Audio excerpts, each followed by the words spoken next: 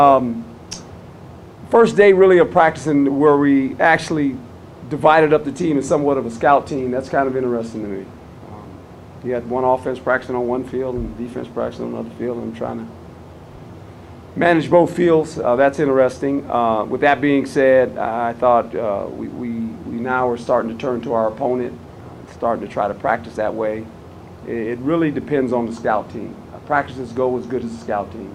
And I try to remind these guys that when you go over there and service either the offense or the defense, you're actually playing against the ones. And with that being said, you have a chance to get better.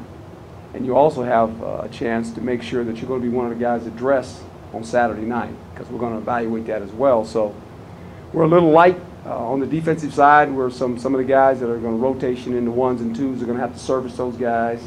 And I try to tell them that that's what they do in pro football all the time. We don't have as many bodies, so that's kind of how we practice.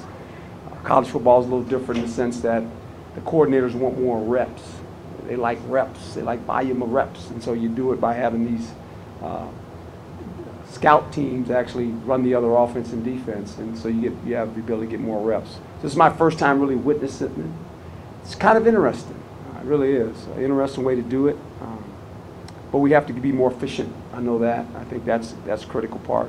But for the most part, I thought the guys came back with a good attitude, knowing they're going to get to play here in what, 10, 11 days. So that's a good thing.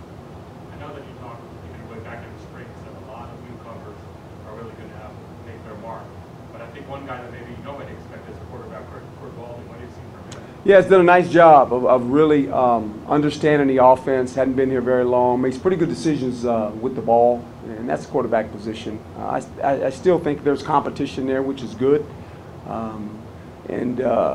You know, at the quarterback position, it's like any position. It's protecting the ball is always critical, and making good decisions. I've always told quarterbacks it's never bad to have to punt. You know, if we're going to turn the ball over, let's punt it. Let's kick it. You prefer to kick it than turn it over. And so if you just remember that, you know, we'll be okay. So, but he's done a good job. He really has. We'll just see where it ends here when we have to make some decisions. Does it feel like that you've had a television crew following you around? Yeah, it feels like I'm in Bristol all the time again, right? But it's part of it, you know, and I understand why I'm in, you know, I haven't coached in quite some time, and people want to make a story of it. It's really not about me at all. It's about this university and this football team. I'm just the guy that kind of runs practice. But the coaches have done a great job, and I think the players have really kind of bought into what we're trying to do offensively and defensively. It's going to be new for them on defense. Still a lot of growing pains. You'll see that when we play as well. You'll see some things, and we'll have to correct it. But that's just part of the process, along with a lot of young guys, maybe 15 guys that weren't here that had never played football for this university are actually going to play. I mean, that might be a low number. You think about the guys that were injured last year. So I just think it's a lot of fun. A lot of fun coaching guys that haven't played at this level. There's excitement in their eyes. And I think the veteran guys that have played understand the importance of getting ready to play a home opener. You spent a lot of time with the defensive backs throughout the fall camp as a former quarterback, and over the last few years, the defensive backs have really struggled for ASU. Is that something that you take on, especially you want to improve on? I've always done that wherever I've been. When I've been a head coach, I've always kind of had the mindset of giving these guys some information. The coaches have been kind enough to obviously let me have some input. I don't never want to step on the coach's toes by any stretch of the imagination. But it's fun to coach those guys. You know, the guys in the secondary have different personality. I would say they're a little bit different. I get their personality because I played there my whole life. It's a tough spot to be in. When you make an error, you get exposed. You're the last line of defense, you know, and you got to have a certain mentality to play there. You really do. It's a great position to play. You know, everyone says they can do it until they walk out there, and you go, okay, well now you're gonna want to go do it. Let's go see. And you get exposed, and you know the mindset has to be selected memory.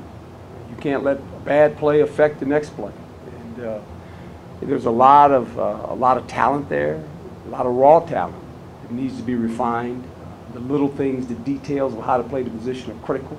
You know, it takes talent to play it, but more of the details of how to play it and know where your help is and know what the coverage is going to allow you to do. So those things are things that you don't gain watching. You actually got to participate. And so that's the fun of it when I get the opportunity to coach these guys. Coach, how different is Rob Likens compared to Danny Gonzalez? Well, they both have energy. Rob Likens reminds me of a good friend of mine that was my offensive coordinator for a while in New York, Paul Hackett.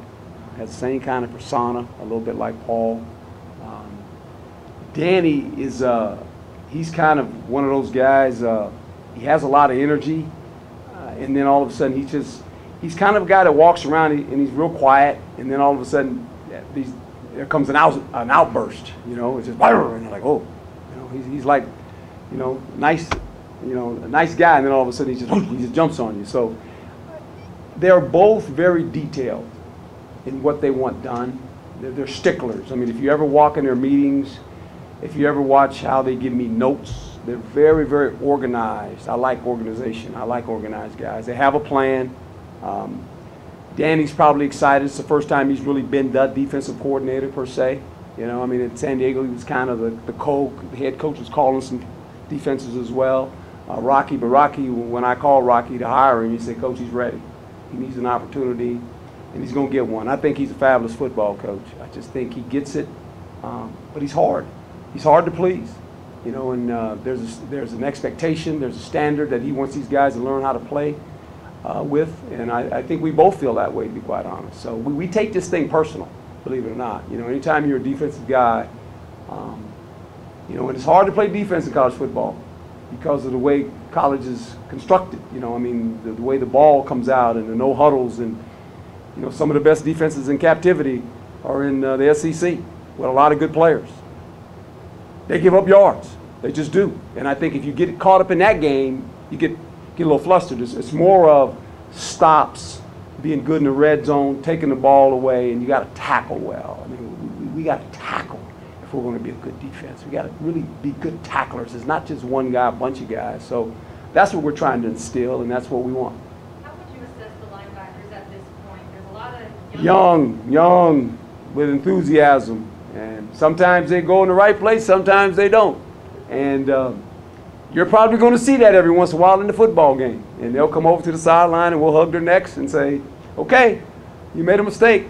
You got to learn from it. But we've got some young ones. We really do. And I think you guys have gone to practice enough now. They're kind of showing who they are. It's not hard to figure out who they are. It's just that first night, I know, like I always used to do, you take an aspirin before they kick the ball off, because you're going to probably get some headaches watching them play. And it's okay. It's a good headache. You know, it's just experience. You don't have any experience. And the only way you get experience is play. The linebackers, are they like a bulldog, would you say, personality-wise? Well, yeah, they have a lot on their plate in the fact that, you know, they're tied into the front. We're asking them to cover. We're asking them to blitz. So there's a lot of pressure on those guys. And you know, we've got an experienced front for the most part, some guys that have played football. But the linebacker core, when you look at it, there's not a lot of guys with experience, and that's no one's fault. You know, it's just the way it is, and we're gonna have to play them. It seems like ever since the first practice this month, you've been singing the praises of Isaiah Floyd, and he really has been consistent ever since, too. He really has, and knowing the young man when you recruited him, he plays with a little bit of an edge to himself. And when he got in here, he played with an edge, and you know, he's done everything I had expected. He really has. A friend of mine was working him out. A guy I went to school with at Cal was his workout guy. He's a track guy. You know, kind of develops guys. They go see him, speed guys. He would call me once a week and give me an update on Isaiah and say how he was doing. And he said, Coach, he's coming. And I said, I know. And if he's under your watch, I know he's going to be okay. So that was good. So I was always getting an update. So when he came in here, it didn't surprise me. I mean, I was already getting the information. Oh, this guy's going to come in here now. He's going to turn some heads, and he has. Do you think it's easy kind of to, pigeonhole into, like, the scat guy because he's 5'7", or do you think really he's just much more than that? Well, I think he's a football player, and he's an exception to the rule. Height, weight, speed, probably, speed-wise, he can run. We can see that. But the height part and, in the weight part, people always say he was too little. Seen a lot of guys with his dimensions play at that other level, really good players. And I think he's going to be a really good college football player. Now, he hasn't played a college game yet, and we'll see when the bright lights come on how they react, because you never know. And we'll find out a lot that first night when the lights come on and you smell the popcorn, you see the people, and they start playing the music, and you see the scoreboard lit up, and it counts. We're going to find out, how that affects guys. And so I think if we can keep our emotions under control, we'll be fine. Talk much about how that first night's going to be for you. I'll be back home. I'll be in my comfort zone. I've missed it. I can just remember coaching those Under Armour games, and that was just an all-star game. A lot of good players. I wish I had all those players. We'd really be good. But just for me, walking out with those guys and knowing that this was going to be their last high school game and they're actually going to be college football players. And that's what I stressed to them. I said, I used to tell them before we played, I said, hey guys, it's the last time you ever play a high school football game. I said, leave your mark. Leave your mark. You guys are all Americans, play like that. And it was fun coaching them, but I was excited. I'm more excited for the players. When I started coaching, I get excited for the players because I know what it means to play. There's nothing like it. There's nothing that takes the place of playing. And I've been very fortunate. I played a long time, and any job I had after that, they've been great jobs. I've enjoyed them, but it's nothing like walking into the stadium knowing I get to compete. That's just, to me, that's always been a thrill of my life, to walk in the stadium and actually go get to compete against the best players, and that's what it's all about. How would you describe Jordan Robinson? Oh boy, he's got the ability and the intellect to be a very good football player.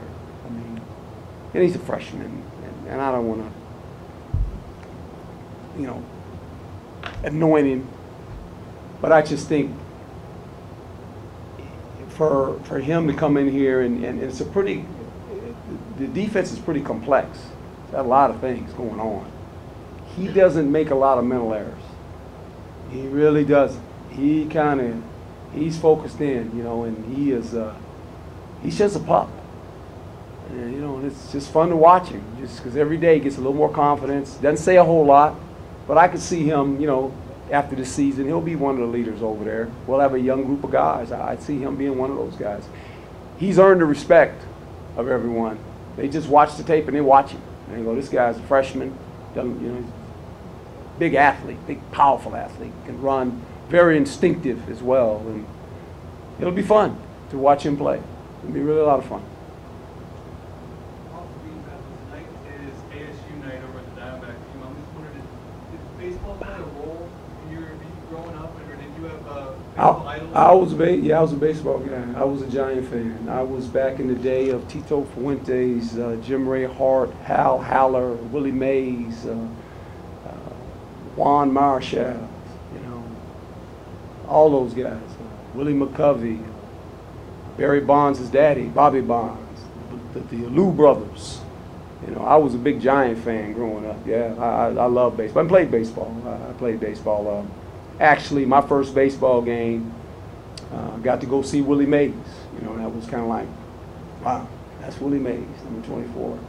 And eventually, when I started, I grew up and watched Willie Mays when I was like in junior high school or something like that.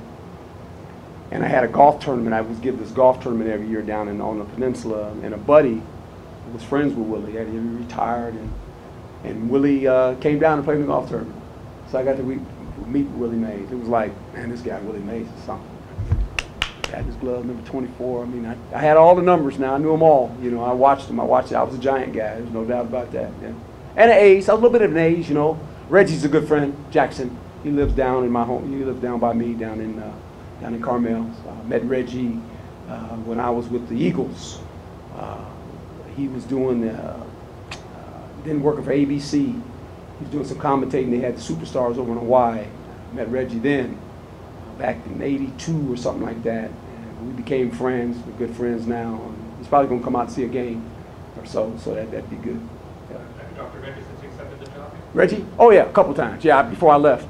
He called me up, said, you got to come see. He's a collector of cars, if you guys know. He's got a bunch of cars. So I had to go there and go through these. And he's got a car. He's got his first car that he ever bought when he signed with the A's, right?